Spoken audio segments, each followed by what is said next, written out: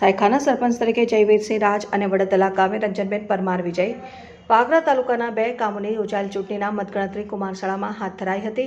ચૂંટણી પંચે કાયદો અને વ્યવસ્થાના ભાગ હેઠળ મતગણતરી કેન્દ્ર ઉપર ચુસ્ત પોલીસ બંદોબસ્ત ખડકી દીધો. વાગરા તાલુકાના 2 ગામ સાયખા અને વડદલાની ચૂંટણી શાંતિપૂર્ણ માહોલમાં યોજાઈ. ઉદ્યોગનગરીથી ઘેરાયેલી બંને ગ્રામ પંચાયતની ચૂંટણી જીતવા ઉભેલા મુરતિયાઓએ ગ્રામ પંચાયત પર જીત હાંસલ કરવા ભારે દોડધામ કરી મૂકી હતી.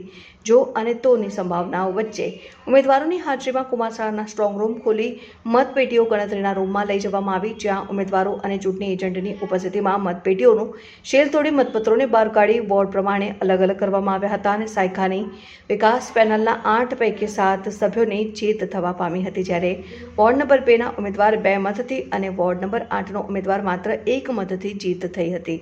સરપંચ પદ માટે 3 ઉમેદવારો વચ્ચે જંગ ખેલાયો, જેમાં જયવીરસિંહ રાજ વિજેતા થયા હતા અને તેમના સમર્થકોએ ફટાકડા ફોડી હાર તોરા કરી જીતની ઉજવણી સાથે જયવીરસિંહને વધાવી લીધા હતા. અને બીજી તરફ વડદલા ગ્રામ પંચાયતની ચૂંટણીમાં 2 પેનલ વચ્ચે રસ્સાકસીનો જંગ જામ્યો અને 2 પેનલના 4 સભ્યો ચૂંટાયા હતા અને સરપંચ પદ રંજનબેન પરમાર તેમના હનીફ ઉમેદવાર ઉર્મિલાબેન પરમારને હરાવીને જ્વલંત વિજય મેળવ્યો હતો. રિપોર્ટર ઇનાયત બાપુ, વાગરા, ગુજરાત પ્લસ ન્યૂઝ.